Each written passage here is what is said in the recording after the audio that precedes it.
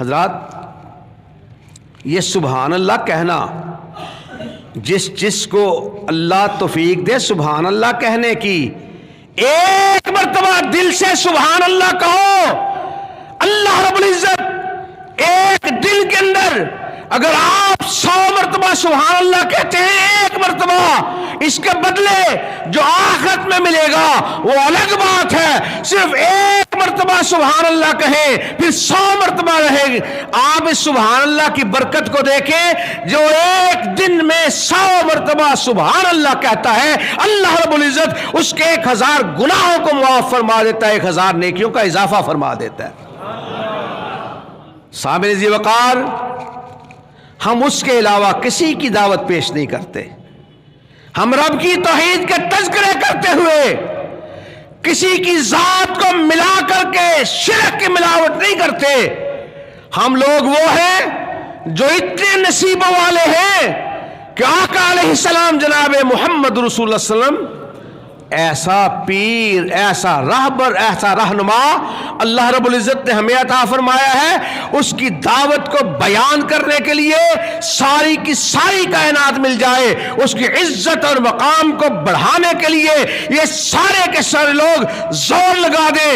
اللہ کی قسم اس کی عزت میں تو رب العزت ایسے اضافے فرما چکا ہے، اس کا قرآن بیان فرماتا ہے، بسم اللہ الرحمن الرحیم، الم نشرح لک صدرک، اس نے اس کے سینے کو نہیں کھولا، کیا فرمایا؟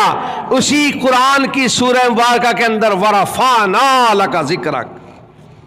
سامعین ذی وقار، رسول اکرم صلی اللہ علیہ وسلم نے قرآن پاک کی آیت مبارکہ پڑھی، قل ھذہ سبیلی ادعو الی اللہ، اور قرآن کہتا ہے ومن احسن قولا ممن دعا الی اللہ وعمل صالحا وقال اننی من المسلمین۔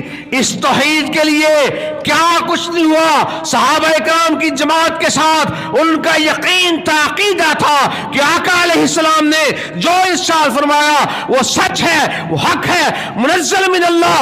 اگر مسلک اور دعوت اللہ نے کسی کو عطا فرمائی ہے تو کائنات میں ایک جماعت ہے جس جماعت کا نام ہے مسلک اہل حدیث۔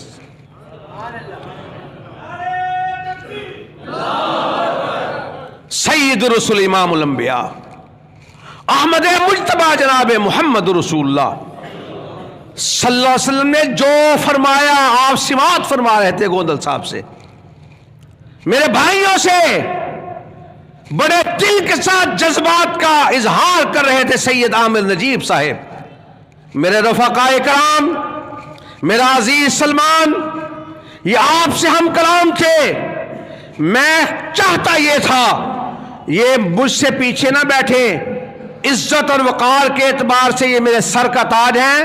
میں نے تو عزیز سلمان سے کہا تھا میری درخواست ہے کہ یہ بھی میرے ہمراہ یہاں بیٹھیں تاکہ ہمارے جذبات آپ سب تک مل کر کے پہنچیں اور ایک دوسرے کے سامنے اکٹھے ہو کر کے، اور یہی درخواست میں کروں گا۔ ہے تو تھوڑا سا مشکل کام، آپ براہ کرم یہاں تشریف لے آئیں اور صوفوں کو یہاں لے آئیں، ہے تو گستاخی مگر براہ کرم آپ یہاں میرے پاس تشریف لے آئیں۔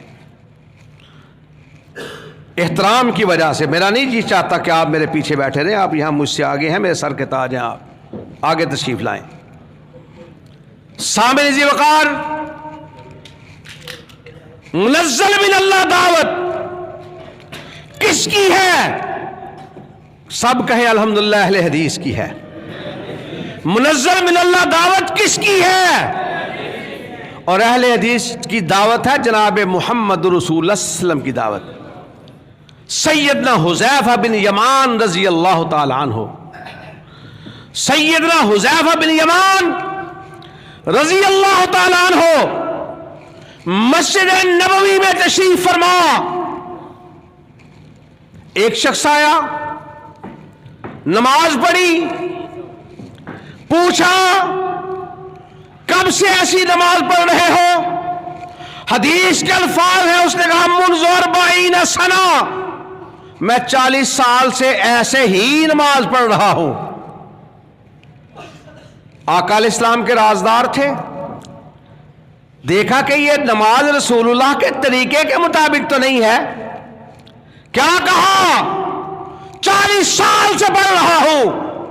ارشاد فرمایا واللہ ما صلیت منذ 40 سنہ، اللہ کی قسم تو نے 40 سال میں ایک بھی نماز ادا نہیں کی ہے۔ مذاق اڑاتے ہو، رسول اللہ کی سنتوں کا استہزاء اڑاتے ہو۔ خدا کے بندو غور کرو، ہم لوگ کیا کہتے ہیں، لوگ کیا کہتے ہیں؟ ہمارے رفع دین کو، آمین بالجہر کو، سورت فاتحہ کو کس انداز میں بیان کرتے ہو؟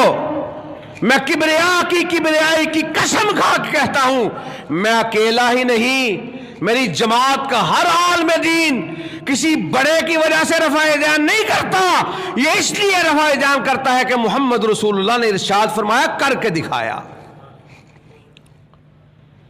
کیا کہا؟ 40 سال میں تو نے ایک بھی نماز ادا نہیں کی ہے۔ مرحلہ بدلا۔ سیدنا ابو ایوب انصاری رضی اللہ تعالیٰ عنہ ارشاد فرماتے ہیں، ایک شخص آیا، احسن طریقے سے وضو کیا جو رسول اللہ کا طریقہ تھا، پھر وضو کرنے کے بعد 2 رکعتیں ادا کرتا ہے رسول اللہ کی سنت کے مطابق، اور کائنات کے امام نے فرمایا، من احب سنتی فقد احبنی ومن احبنی کان معی فی الجنہ، جو مجھ سے میری سنت سے محبت کرتا ہے وہ مجھ سے محبت کرتا ہے، جو مجھ سے محبت کرتا ہے اللہ اسے جنت میں میرا ساتھ نصیب فرمائے گا۔ ابو ایوب انصاری رضی اللہ تعالیٰ عنہ نے کیا ارشاد فرمایا؟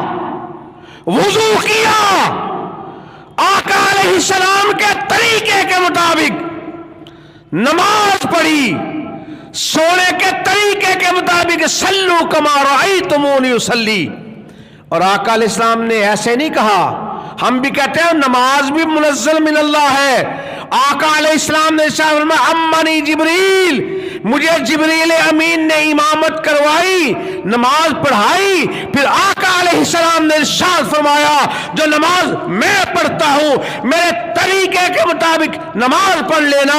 جبریل امین وہ ہے نزل بہ الروح الامین علی قلبک لتکون من المنذرین، آپ کے قلب اطہر پر اللہ رب العزت نے قرآن حکیم کو جبریل امین کے ذریعے سے نازل فرمایا، اور آقا علیہ السلام ارشاد فرماتے ہیں میرے طریقے پہ عمل کرنا، مجھ سے محبت کرنا، پھر محبت کا افزانہ کیا ہوگا؟ اللہ جنت میں میرا ساتھ نصیب فرمائے گا۔ آقا علیہ السلام کے جانثار ساتھی سیدنا ابو ایوب انصاری کا یہ فرمان، پھر ایک مرتبہ توجہ کے ساتھ، انہماک کے ساتھ وضو رسول اللہ کے طریقے کے مطابق نماز کی 2 رکعتیں رسول اللہ کے طریقے کے مطابق ادا کر لی۔ اس سنت کی برکت کی وجہ سے اللہ پچھلی ساری زندگی کے سارے گناہوں کو معاف فرما دیتا ہے۔ حضرات، امام جی آئے، امام جی نے نماز پڑھانا شروع کر دی، پیچھے کھڑے ہو گئے، انما جعل الامام لیؤتم بہ، آپ امام کی امامت میں نماز پڑھتے ہیں، سورت فاتحہ پڑھتا ہے، اس کی زبان سے نکلتا ہے غیر المغضوب علیہم ولا الضالین، مسجد گونجتی ہے، آپ پیچھے سے کہتے ہیں آمین۔ اس کا مطلب ہے ایسے ہی ہو، ایسے ہی ہو، پھر رب کی طرف سے پیغام آتا ہے، امام جی کہ آمین سننے کے بعد تم نے آمین کہی، رسول اللہ صلی اللہ علیہ وسلم کا طریقہ سمجھ کر کے جس طرح تم نے آمین کہی نا، اسی طرح امام اتنا مقدس و محترم ہوتا ہے، اس نے جب کہا نا غیر المغضوب علیہم ولا الضالین، فرش پہ تم آمین کہتے ہو، آسمانوں پہ اللہ کے فرشتے غیر المغضوب علیہم ولا الضالین سنتے ہیں، وہ بھی آمین کہتے ہیں، رب کا فیصلہ آتا ہے من وافق تأمینہ تأمین الملائکہ غفر له ما تقدم من ذنبہ، جس کی آمین فرشتوں کی آمین سے مل جاتی ہے، اللہ اس کی پچھلی ساری زندگی کے سارے گناہوں کو معاف فرما دیتا ہے۔